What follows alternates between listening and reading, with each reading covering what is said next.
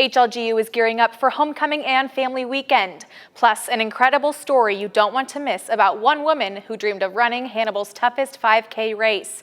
Good day, everyone. I'm Kelsey McCoy. Those stories in just a moment. But first, Hannibal-LaGrange University welcomed Alliance Defending Freedom to campus. Representatives spoke to students about religious rights as Christians and talked about the new opportunities to their program, Arate Academy. Arate Academy is a one-week leadership training program for college students and recent graduates who are interested in law, government, business, and public policy. Legal counselor for student training and engagement for Alliance Defending Freedom, Katie Fazera, says this program will help students to think critically and spiritually throughout their careers. Opportunities of attending the Arate Academy include world-renowned sessions on worldview, on leadership development, on all of the pressing cultural issues, how to think about them as a Christian, how to talk about them in a loving and a winsome manner, and it really equips you to engage in your communities. Vazera says she enjoys helping college students discern where God is calling them both personally and professionally. I was the first person in my family to go to law school, and I had no idea what I was doing whatsoever. So working with college students who are discerning their careers is definitely a passion of mine. For more information or to apply for the Arate Academy, you can go to adflegal.org. Hannibal-LaGrange University hosted a special Constitution Day in chapel recently. Public speaker and senior council member with Alliance Defending Freedom, Gregory Baylor, was the special guest. Baylor says it's important for college students to know about their constitutional rights. Now, not every story was a happy one. Some of them are not yet resolved. But I think some of those stories demonstrated that with that kind of perseverance and courage, you can prevail, and in the meantime, share the light of the gospel. Along with serving as senior counsel, Baylor also specializes in defending and advancing the religious freedom of faith. Baylor has been featured in the New York Times, Christianity Today, and on National Public Radio. In other news, Hannibal-LaGrange University is hosting a science, technology, engineering, and mathematics camp for 2nd through 5th grade students. The STEM camp will take place on Friday, October 25th, and Monday, October 28th in the Mabee Sports Complex. These dates are days that Hannibal Public Schools are not in session. Event coordinators say that this year's theme is all about erosion. Students will have the opportunity to do some hands-on learning about the problems of erosion and participate in possible solutions. And so we really want to get the kids engaged with hands-on learning to think about their futures and jobs that possibly aren't created yet. The STEM camp will be held from 8 a.m. to 3:15 p.m. and is free to students. Space is limited for the first 180 kids. To register for the camp, you can go to hlg.edu or you can call the Education Department at 573-629-3110. Hannibal-LaGrange University gets ready to welcome back alumni for Fall Homecoming and Family Weekend coming up on October 4th through the 5th. Events on Friday include a golf classic at Norwoods Golf Course, a 50-year club luncheon, and the Alumni Art Show. Saturday events include alumni games in the morning, a children's theater performance at noon, and the men's and women's soccer games at 1 and 3 p.m.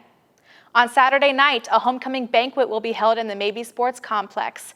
Entertainment will include a version of the game, Are You Smarter Than an Undergrad? And it is going to feature faculty and staff and some athletes, and I think it's going to be really fun. It's even going to have some audience participation, which I'm hoping everyone really enjoys. Saturday will include the crowning of the 2019 Homecoming King and Queen, as well as special alumni awards. To purchase tickets for homecoming, visit hlg.edu/homecoming. And finally, we leave you with the story of one incredible woman who had a big dream to run the Hannibal Cannibal. It's a brutal 5K that happens each summer in downtown Hannibal. As reporter Emma Anderson tells us, it would take persistence, a cousin, and several friends to make this goal a reality for local woman named Megan Battle. Here's her story. For Megan Battle, humor, smiles, and laughter are natural. She's always been probably the most entertaining person to be around. You have to have a sense of humor.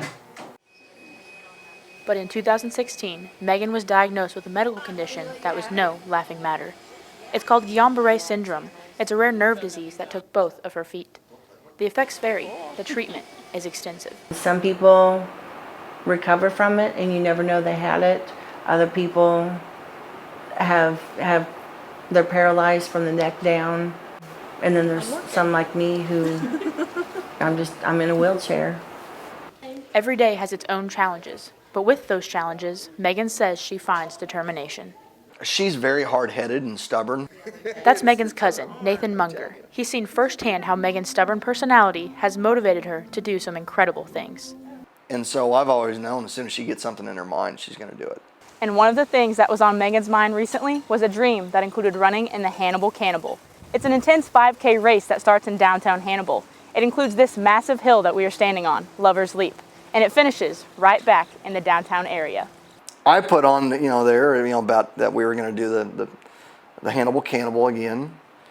And she puts on there, oh, boy, I've always wanted to do the Hannibal Cannibal, but, well, it would figure that, when I want to do it, I don't have feet. And so I called her bluff on that. And next thing I know, I'm doing the Hannibal Cannibal. So with the help of her favorite cousin, a racing wheelchair, and some special friends, the woman with the last name Battle did in fact battle her way across the finish line. Megan wheeled herself the last 3 blocks of the race and learned an important life lesson. That your dreams can come true. God put the right people in our paths so that it would happen. And her cousin Nathan will be the first to admit just how much we can all learn from Megan, how her life reflects a positive attitude I used to be 5'9", but I lost a couple feet. and a strong faith. She has a witness, for her faith, and what God has done and is doing in her, even in this. She's still smiling. She's still laughing about it. And she's still pushing to do better and do more. Megan was a 200th finisher It was pretty incredible. out of 1,700 other runners. I don't think of myself as being inspirational. She is an inspiration to a lot of people, whether she knows it or not. Reporting in Hannibal, I'm Emma Anderson. Congratulations to Megan, and thanks for letting the HLGU News team tell your story. That's all the time we have for now. Until next time, I'm Kelsey McCoy.